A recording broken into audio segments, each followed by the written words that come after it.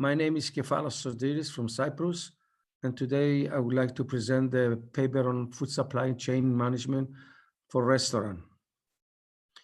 The purpose of the paper is to consider that the menu is the foundation of the control of food supply chain management for a restaurant. The process of constructing a menu is ongoing, dynamic, and based on expectation of the operation, prospective guests in its target market. The objective of the paper is to examine how employing an integrated enterprise restaurant approach can lead to improved flow of food and services and information and financial flows from suppliers to customers. Using this approach can help reduce or eliminate the duplicative process as well as wasteful process and ultimately improve overall enterprise performance. The methodology was used that considers the flow of food and services, information, and financial flows from suppliers to customers, and how foods and services are distributed in integrated supply chain environment in order to reduce or eliminate the duplicative process. The food supply chain management consists of the following stages: menu, food supplier, purchasing, receiving, storage, issuing, production, food service, customers concern.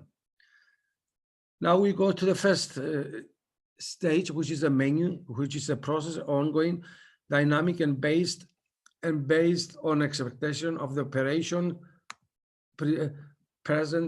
prospective guest, its target market. The menu not only creates but also reflects the operation image.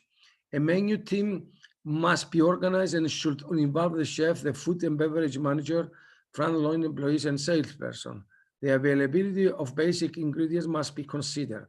The management team must give feedback and information concerning inventory information, listings of seasonal food, best buys, and quality and availability.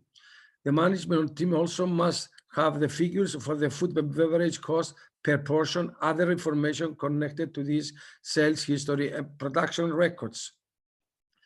The second stage is the food supplier selection. The food manager has to decide which supplier to evaluate, which consists of adequate plus supply, reasonable prices, prompt delivery service, value for money, steady, constant quality, quantity, and availability, good sanitation, and hazard procedures.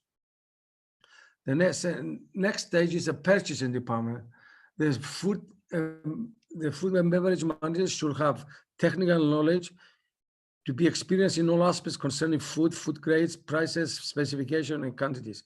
He must be aware of the production methods. He should be familiar with the market trends and be alert to new products and to shifts in market availabilities. He must be able to use formulas to determine the portion. He must perform the duties properly with honesty and integrity.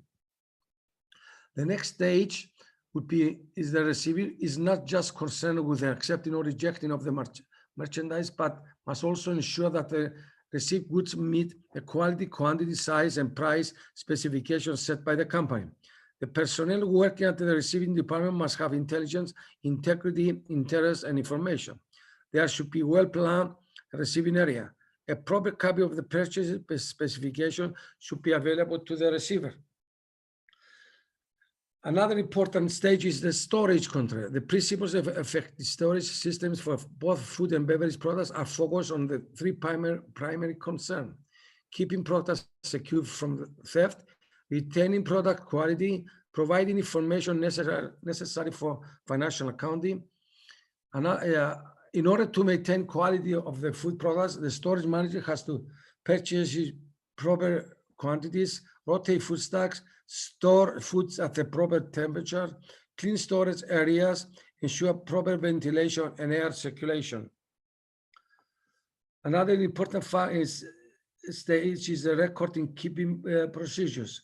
It consists of the physical inventory, which is defined as the actual counting and valuing all merchandise in the storage area.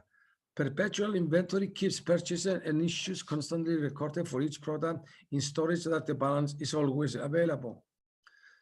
The next stage is examines the issuing department. The specific process includes the control of the goods prior to being sent to the preparation area, provides information concerning the accounting for all cost goods, provides information useful to the perpetual inventory system. Production control. A food service industry that has an excellent service ambience and cleanliness will not be successful if food production procedures don't incorporate the basic food preparation principles.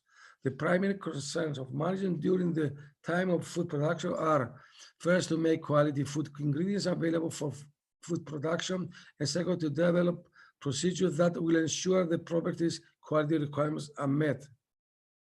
Now, another important stage is the food service control. Serving activity is critical from a cost standpoint because the responsibility for the menu items change from the kitchen to the dining room.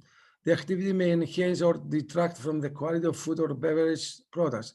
Factors that affect the quality of service in catering business are the communication and cooperation between the kitchen and dining room personnel, the flow of products, the menu, there's the design and layout of kitchen and dining room, the style of service, standards of service vary greatly with the type of establishment.